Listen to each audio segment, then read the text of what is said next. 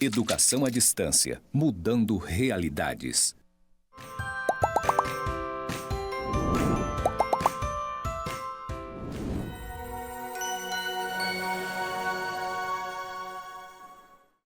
Olá, sejam muito bem-vindos à nossa aula de número 1 da disciplina Metodologia do Ensino de Língua Portuguesa. Eu sou a professora Ana Cláudia Ribeiro e vou fazer agora minha audiodescrição. Eu sou uma pessoa branca, dos cabelos cacheados em tom de castanho, uso óculos, estou trajando um macacão rosa com um blazer cinza com alguns detalhes rosa. Estou aqui no estúdio de gravação do IFRO Campus Porto Velho, Zona Norte. Encontro-me sentada. Atrás de mim tem um fundo branco com alguns conectores em cinza. E hoje nós vamos tratar sobre alfabetização e letramento, que é um dos processos interdependentes e indispensáveis para a inserção do indivíduo na nossa sociedade contemporânea. E para falar sobre esse tema, para nos guiar nessa jornada, eu tenho aqui a presença, a honra de receber a professora e pedagoga Anabela Aparecida Silva Barbosa, que vai trazer para a gente a sua vasta experiência no ensino, no magistério do ensino fundamental. Então, passo aqui a palavra para ela. Saudações, pessoas, é uma felicidade ter o convite de falar aqui com vocês sobre alfabetização e letramento, que é um tema muito discutido e continua em debate. Vou fazer minha audiodescrição. Eu sou uma mulher parda, de cabelos pretos, pouco abaixo do ombro, estou com um vestido preto, de estampa colorida, uns quadradinhos coloridos. Tenho 42 anos, 1,64 m, estou de salto, que eu sou chique, é claro. Ao fundo está a plotagem dos estúdios. E o meu sinal para a comunidade Libras é Anabela. Então, é uma grata alegria tê-la aqui conosco. E aí, então, vamos para a primeira pergunta, que tem a ver com a nossa temática, né? As palavras alfabetização e letramento, elas comumente são utilizadas sem fazer uma distinção, né? Como se fossem sinônimas. E a gente sabe que isso pode gerar muitas confusões. Eu quero saber, então, Anabela, a partir da sua perspectiva, qual a diferença entre alfabetização e letramento? Pergunta que vale R$1 milhão. Olha, para nos elucidar, né, nessa discussão, a gente recomenda, a gente tem por base as produções da professora Magda Soares. Ela tem esse título, Letramento, um tema em 3 gêneros, e outros artigos e outros livros que tratam sobre esse assunto. Ela foi uma das primeiras a versar pesquisas sobre letramento e alfabetização. Ela, Angela Klein, né, a partir aí dos estudos da própria Emília Ferreiro, com a psicogênese da língua escrita. E é uma pergunta capciosa. Uma pergunta capciosa porque, assim, letramento e alfabetização, Ana Cláudia, por ora e por muitas vezes são tratados como sinônimos e por ora são tratados como totalmente distintos. Até mesmo pela mídia, né, que a gente vê, e alguns textos acadêmicos mesmo fazem essa confusão, né? Tanto a mídia quanto textos científicos, dependendo da corrente que o pesquisador adota, vai fazer uma abordagem para, né, aí até usar a teoria da curvatura da vara do Demerval Saviani, né, vai tender para um ponto e o outro para o outro ponto, literalmente, né, antagônicos, digamos assim. Mas, ao contrário do que a maioria pode dizer, e de acordo com a própria Magda Soares, alfabetização e letramento, eles são interdependentes. Eles não são a mesma coisa, mas são processos que se complementam. A gente poderia até fazer alusão a fala do Paulo Freire, que né, a leitura do mundo precede a leitura da palavra. É alguma coisa nesse sentido.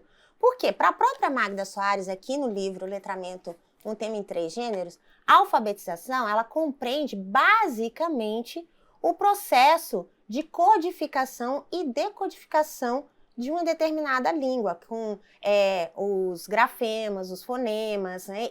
Essa estrutura de construção da escrita e da leitura, ou seja, né, a codificação, que é transformar o que falamos e a nossa cultura em algo escrito, num símbolo, e transformar esse símbolo em algo que tem significado, como a fala, por exemplo. Então, isso para ela é o termo alfabetização. Ensinar a ler e a escrever, de acordo com os grafemas, os fonemas, né, e essa relação alfabética ou silábica. Então, o letramento seria um passo além da alfabetização? Seria ampliar a possibilidade do uso da escrita? Sim e não. Sim, porque, de fato, o letramento ele é algo um pouco maior do que a alfabetização, quando a gente vai tratar sobre a perspectiva do uso social da leitura e da escrita. O uso social da leitura e da escrita é ampliar o simples codificar e decodificar da estrutura da gramática, da língua que se está aprendendo a ler e escrever. E aí, independente da língua, portuguesa, inglesa, francesa. Então, quando a gente trata de letramento, eu estou fazendo um uso social dessa prática de ler e escrever. Eu estou dando significado, contexto econômico, contexto cultural. Então, por exemplo, eu posso aprender a ler e escrever, mas não fazer uso dessa leitura e da escrita. Eu apenas assino meu nome num documento, ou apenas, e eu não sei o teor desse documento, talvez, né, não tenho conhecimento profundo sobre o teor desse documento. Enquanto que o letramento é a inserção nesse mundo, nessa cultura literária, e aí eu faço, por exemplo, o uso do livro para eu aprender algum assunto, para eu pesquisar algum assunto, faço uso dessa leitura e dessa escrita para me comunicar por meio de um bilhete, de um e-mail, né, hoje das redes sociais. Então, o letramento, ele abarca esse contexto maior, que é o uso social da leitura e da escrita. E nada impede, então, o professor alfabetizador, nesse processo de alfabetização, trazer para os alunos textos que eles vivenciam, por exemplo, os rótulos de produtos, né? O nome dos personagens que eles conhecem das histórias, ou como a própria Magda diz, né? Não é porque está no processo de alfabetização que vai trabalhar com aqueles textos artificiais e com aquelas frases simples, porque a criança ainda não assimilou o sistema da língua, né? Você pode trazer aqueles textos maiores, aqueles outros textos mais complexos, mesmo que a criança ainda não teve aquela assimilação do código da língua. Então, para trabalhar, né, com essa questão mais próxima das práticas sociais, dos textos dos cotidianos que as crianças vivenciam, valorizar, né, o conhecimento prévio que ela traz. E ela fala um pouquinho disso, né, que as crianças elas não chegam na escola vazias, elas trazem já um conhecimento prévio, né? E o professor precisa ter uma atenção para esse tipo de conhecimento, aproveitar, utilizar e ampliar, né, o que ela traz. A respeito do texto Letramento e Alfabetização, a Magda Soares, ela fala ainda sobre uma questão de desinvenção da alfabetização. Ela diz que houve uma desinvenção da alfabetização nas últimas décadas. A que ela se refere nesse sentido? Pois é, essa reflexão da Magda, ela é um tanto profunda. Eu não sei se a gente vai ter tempo para falar tudo sobre isso aqui. Ai, meu Deus, vamos nos concentrar. Bom, a Magda, ela usa esse termo, inclusive é até um neologismo, né, desinvenção, no artigo dela, que precede esse livro, inclusive, o livro vem posterior ao artigo,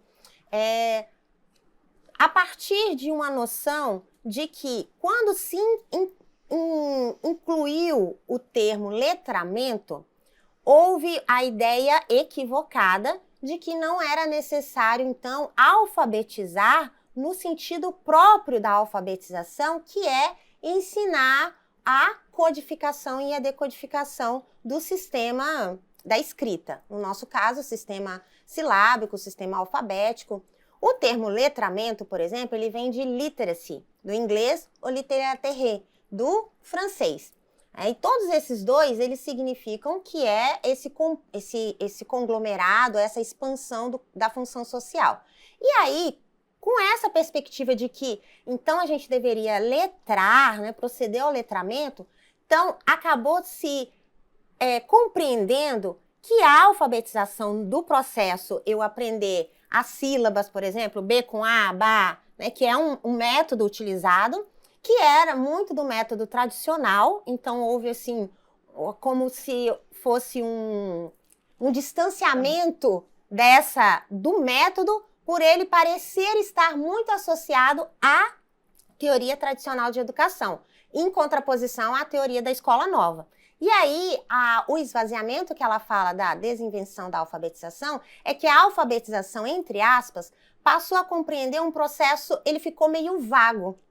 Ficou meio vago porque a ideia era, então, ensinar a ler e escrever a partir dos textos, a partir da fala, né? O professor passou a utilizar textos inteiros, que é o método global, que a gente fala de alfabetização.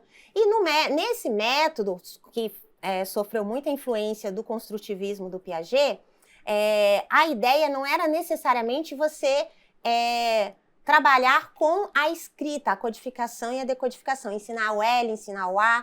E aí, por isso, ela faz essa leitura de que houve uma desinvenção da alfabetização. Isso aconteceu também porque a própria LDB, posteriormente, e políticas públicas da educação vieram no sentido da progressão automática. Então, foram duas coisas que... Os ciclos, né? A invenção dos ciclos. Aí, né? as duas coisas, né? A forte influência do construtivismo piagetiano trouxe a sensação, que não é verídica, tá? De que não se precisava, então, ensinar propriamente ali nos primeiros anos, no processo de alfabetização, né? Que geralmente é o pré-2 da educação infantil, o primeiro ano e o segundo ano, a codificar e decodificar com sílabas. Houve até, assim, uma caça às bruxas, né? Quem ensina por sílaba, né, tá ultrapassado, não pode, não é assim. E aí, esse processo, que há muitos chamam até de mecânico, ele se esvaziou em razão de você entender que poderia-se começar direto pelo letramento, por exemplo. Então, a desinvenção da alfabetização é mais ou menos nesse caminho. A criança fosse assimilar o código da língua, como é que a relação entre som e letra, assim, automaticamente. Viu o texto, já ia acontecer uma coisa automática, né? E a gente sabe que não é bem assim. Até no livro A Língua de Eulália, né, o autor, o Carlos Magno, ele discute isso, Marcos. Ai, meu Deus, da onde que eu tirei misturei tudo. Mas aqui tá a professora de língua portuguesa que sabe. Exatamente, Língua de Eulália, ele vai falar que a gente internaliza, assim, né, essa estrutura da língua. Só que a estrutura de conversação da língua, a estrutura de grafema, fonema e essas relações, elas precisam ser ensinadas, elas precisam ser apresentadas para que você possa realizar. Isso não quer dizer que não iremos aprender a ler e escrever apenas ensinando o código. E é essa a discussão que a Magda vai colocar. Muito bem.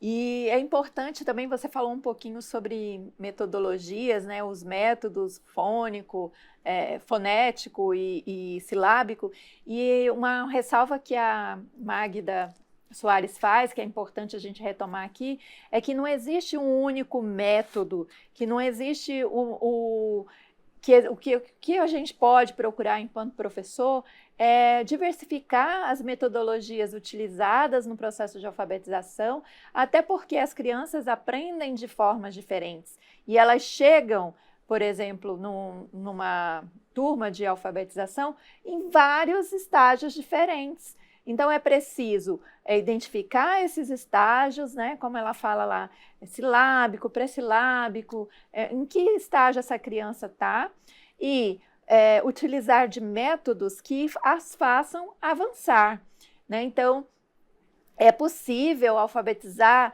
não utilizando, aliás, ela recomenda, né, que se diversifique os métodos utilizados nesse processo de alfabetização. Bom, E como seria possível conciliar na prática pedagógica a alfabetização e o letramento? Eu vou aqui à ajuda dos universitários.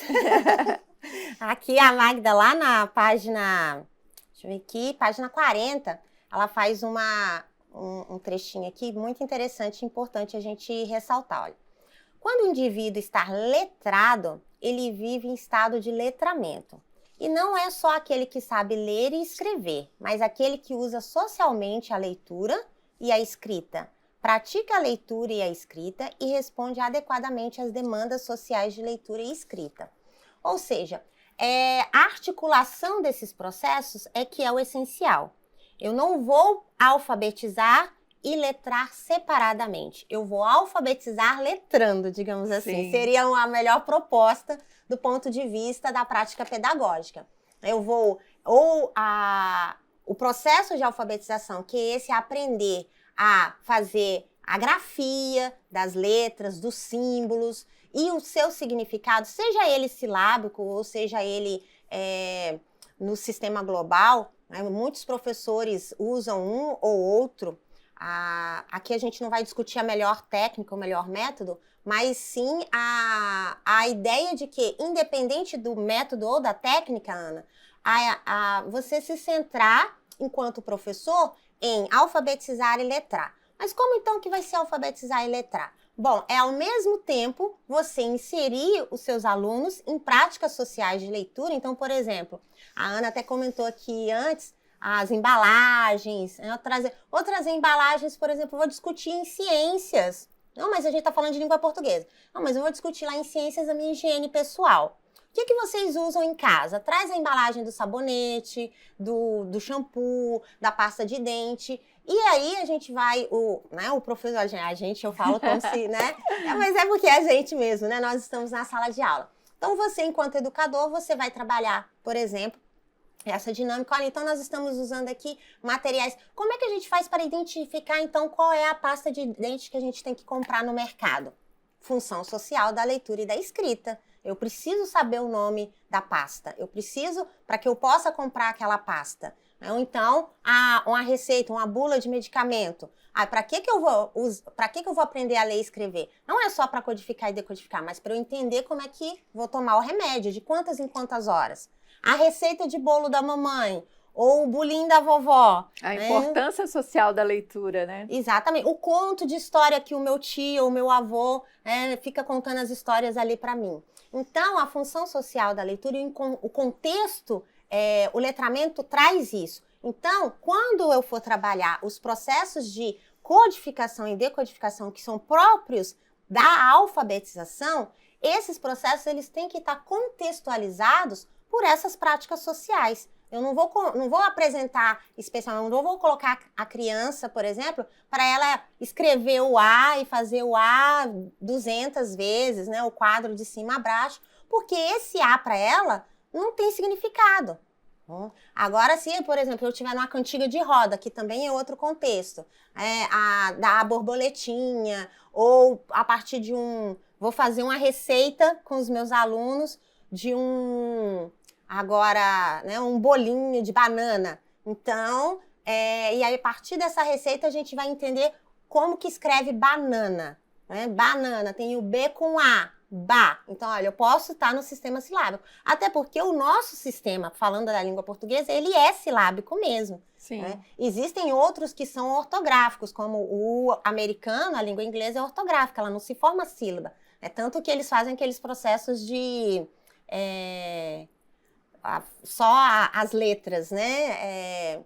Soletrando. Né? Eles soletram, porque não tem sílabas, não é composto por sílabas, necessariamente. Então, a proposta é essa. À medida que você for alfabetizar, esse processo ele não estará centrado apenas na forma de escrever e ler o símbolo, mas encorpado pelo contexto social e pelo meio em que essa criança ou esse indivíduo, sujeito, estiverem inseridos. Certo. Anabela, então, como nós vimos aqui, né, foi explanado essas questões, várias possibilidades aqui. A ideia foi justamente promover essa reflexão para que os nossos alunos aí ampliem, né, porque eles já leram esses textos também, e aí ampliem essa reflexão mesmo acerca desses temas, desses dois temas, né, que é a alfabetização e letramento, e quanto tempo faz o texto da Magna? Mais de 20 anos, Mais de 20 né? anos. Então, é um tema recorrente, que está sempre em pauta, assim como também, volta e meia, a gente vê essas notícias sobre a questão da problemática os índices de analfabetismo, né? Volta e meia são retomados, a questão dos exames que a gente tem aí, o PISA, o SAEB, né? Então, são testes que estão sempre trazendo e questionando essas questões, trazendo a reflexão. Então, eu gostaria agora de saber que mensagem, né? Que reflexão, que mensagem final você deixaria aí para os nossos alunos que estão aí nos assistindo? Mas já? Como assim? Acabou? Gente, isso aqui daria para dias a gente falando isso. É verdade, é verdade.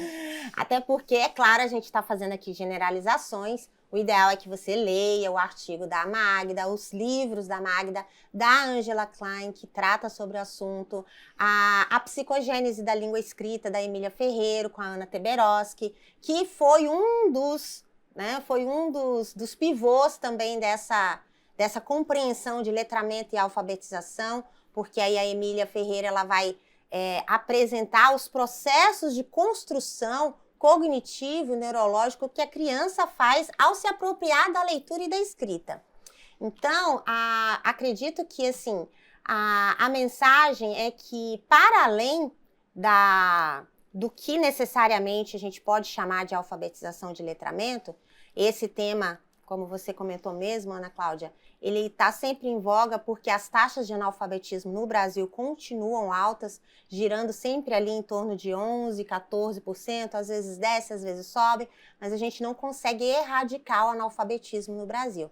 E olha que interessante, analfabetismo vem de alfabetização, né, e não de letramento. Em países desenvolvidos, esses termos eles já foram entendidos como complementos. Se eu estou alfabetizado, eu estou letrado. É porque eu estou incluído na cultura da leitura e da escrita. Independente de qual cultura é essa, né? Da diversidade cultural, mas no mundo da leitura e da escrita. E faço uso constante disso para o meu dia a dia.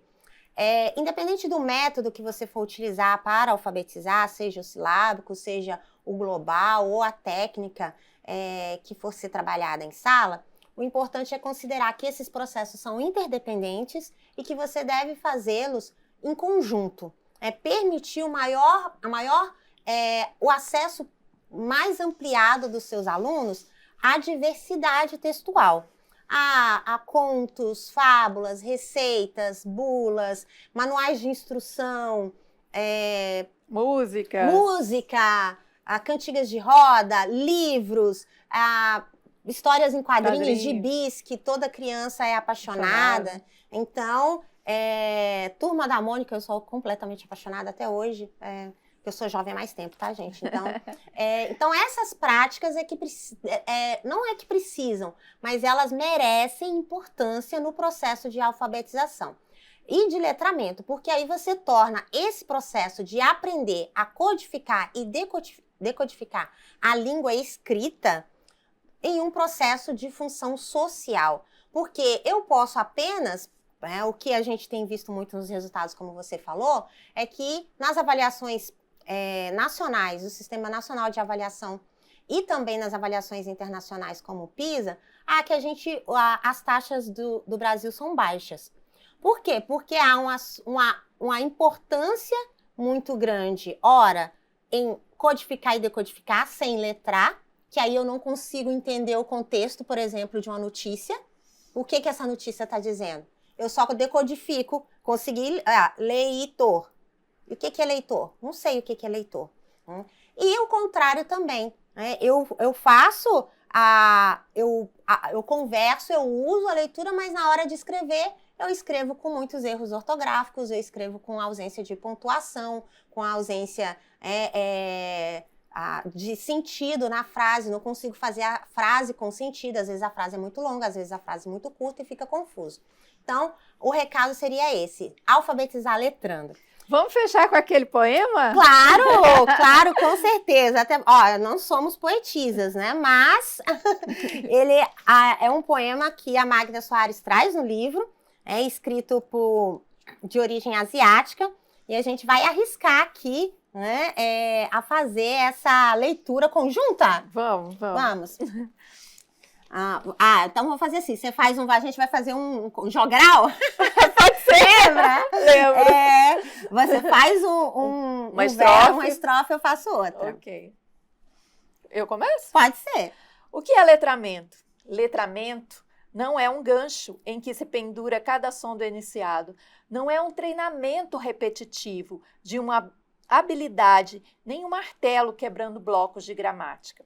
Letramento é diversão, é leitura à luz de vela, ou lá fora à luz do sol. São notícias sobre o presidente, o tempo, os artistas da TV e mesmo Mônica e Cebolinha nos jornais de domingo. É uma receita de biscoito, uma lista de compras, recados colados na geladeira, um bilhete de amor, telegramas de parabéns e cartas de velhos amigos. É viajar para países desconhecidos sem deixar sua cama. É rir e chorar, com personagens, heróis e grandes amigos. É um atlas do mundo, sinais de trânsito, caças ao tesouro, manuais, instruções, guias e orientações em bulas de remédios para que você não fique perdido. Letramento é, sobretudo, um mapa do coração do homem, um mapa de quem você é e de tudo que você pode ser. Ai, que lindo, né? Então, a gente pode resumir assim. Fechamos, olha, com chave de ouro. Lindo, lindo esse poema. E eu só tenho a agradecer a sua presença, a compartilhar com a gente essa sua expertise, a trazer essas reflexões, né, para os nossos alunos. Tenho certeza que ampliou ainda mais o conhecimento e o debate sobre alfabetização e letramento. Nos vemos na próxima aula. Até a próxima. Bonanças!